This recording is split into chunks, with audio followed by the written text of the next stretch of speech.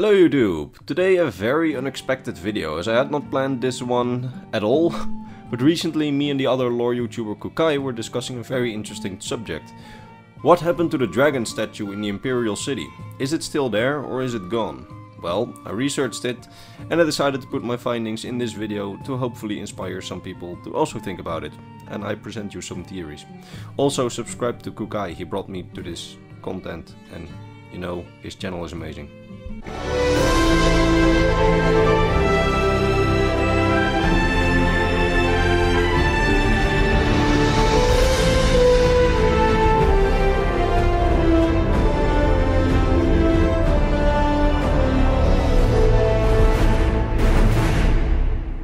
The dragon will stand forever as a memorial to what you and Martin did for all of Tamriel. These are the words of Lord High Chancellor Akatosh after you and Emperor Martin Septim defeat Dagon and sealed the gates of oblivion. The dragon he refers to is the Grand Dragon that Martin Septim transformed into during the fight with Mehrunes Dagon. After the fight, the dragon turned into stone and would serve as a memorial to what you and Martin did. But there's a tiny little problem with that. When you read the official Elder Scrolls novels that Bethesda commissioned that take place in the early 4th era, so before Skyrim, after Oblivion, you hear no mention of the statue at all, or anything about the temple where it used to stand. While a good portion of the books takes place in the Imperial City itself, there's no single mention of either the statue or the Temple of the One. There are a lot of mentions of Martin Septim though. Now, this does not mean that the statue is gone, it just means that there's no mention of it in that specific book and in that context, and with good reason. I mean, the book's not about him. Now, let's skip ahead a little bit. During the main story of the Elder Scrolls Legends, the Forgotten Hero visits the Imperial City during its period of Altmerry occupation during the Great War, so somewhere before the year 175 of the 4th era or in early 175. But before spring 175, because that's when the Empire would take back the city.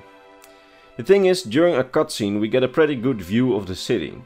And something that struck me immediately is the fact that the statue is in fact gone.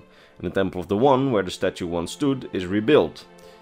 Now, this does not have to mean that the statue is gone at all. It might be inside the temple. The temple might be rebuilt around the statue. Now, this is a viable possibility. However, I find the temple that we see a bit on the low side, and the statue is almost higher than the walls, so I don't know, but it's a possibility that it's just built around it and that maybe just right fits inside. However, when we further progress into the story and confront the Altmerry General Commander Lord Nerefin, we do so in a building that's really resembling the Temple of the One, and there's no statue to be seen once again. Now, this building resembles the Temple of the One, sorta, so I think it's the Temple of the One, but we have no proof of it. So, most likely, in my opinion, the statue is very gone, or it's inside the building, but I personally think that it's gone. And if that's indeed the case, where did it go, or what happened to the statue? As usual, unfortunately, when talking about 4th era stuff, we don't know. However, it might have some interesting speculations for you to share. The first, most unlikely and most boring one, in my opinion, but still a very good possibility, is that the statue wasn't balanced at all, and once the reconstruction or full removal of the old temple it stood in commenced, the statue just toppled under its own weight and fell into many pieces. It's very possible, and has happened to statues that were not balanced right in the past in our own universe, but somehow I find this not very likely to happen. But it needs to be said, as sometimes the least interesting solution is actually the solution you're looking for. So always keep in mind that this is just a very genuine possibility. Now, the second option is that it was removed by either the Mede dynasty, so the current dynasty of emperors, or one of the pretender emperors during the Stormcrown interregnum, like Thul's Gibbering.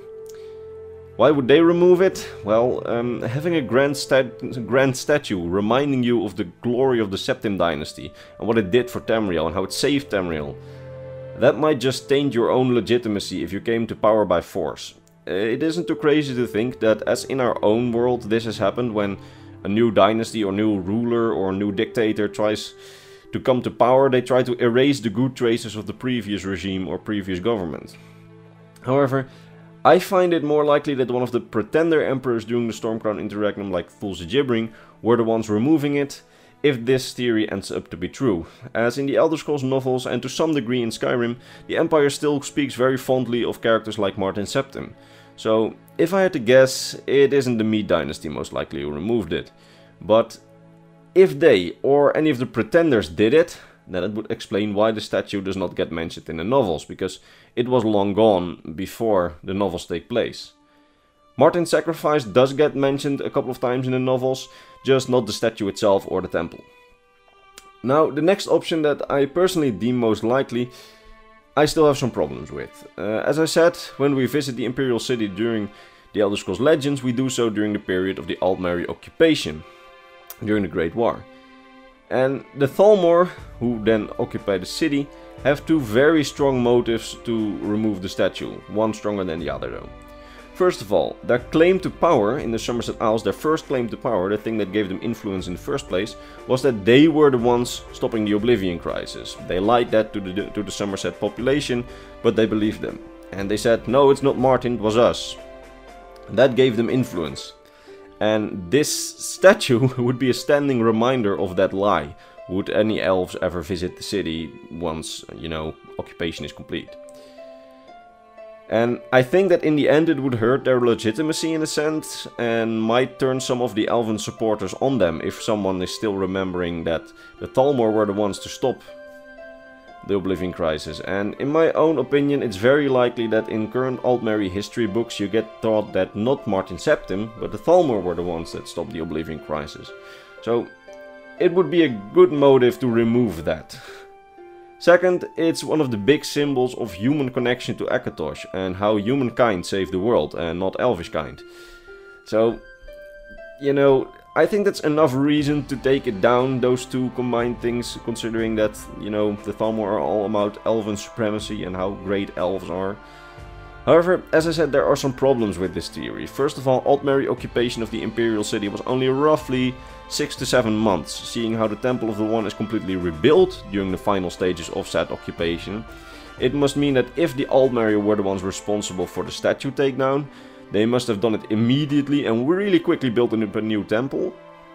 Or if the temple had been rebuilt around the statue by the Empire, it would have meant that they trashed the temple right after the occupation. It is, in my opinion, the most likely scenario that the Dominion destroyed the statue.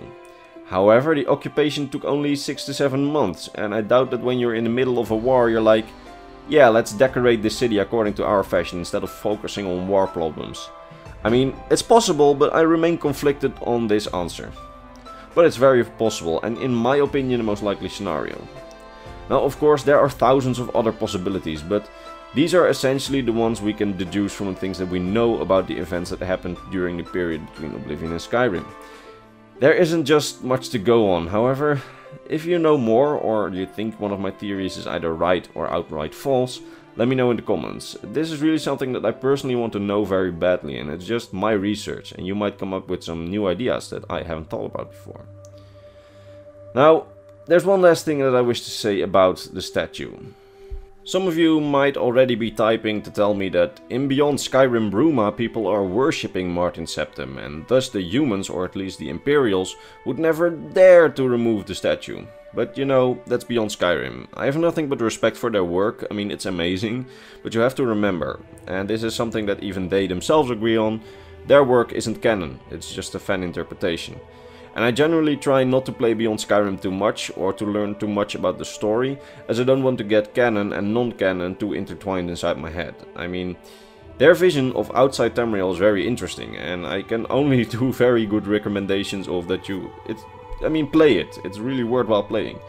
But when talking about lore, it's really important to remember that it is in no way official material, and thus keep it out of the fact bases needed for lore discussion, certainly about subjects like this, where they probably have given a vision on it somewhere in the mod, but, I try to give it my own theory from the fact bases that we have. So, I hope that you all really enjoyed this video. If you did, give it a like, subscribe to the channel for more lore videos. If you want to support me in a more personal way, there is of course my Patreon. On it you get your name at the end of every video if you support me on there. And you get also kinds of other small Patreon benefits. And you get to be at my live lore lectures. The redo of the second one will soon commence. I'm going to send out the availability sheet to my patrons very soon. So if you want to sign up for the live one, I mean, what are you waiting for? With that said, I hope that you all have a very nice week, and I will be back in a few days with the officially scheduled video instead of this one, because this one was a surprise one. Bye bye.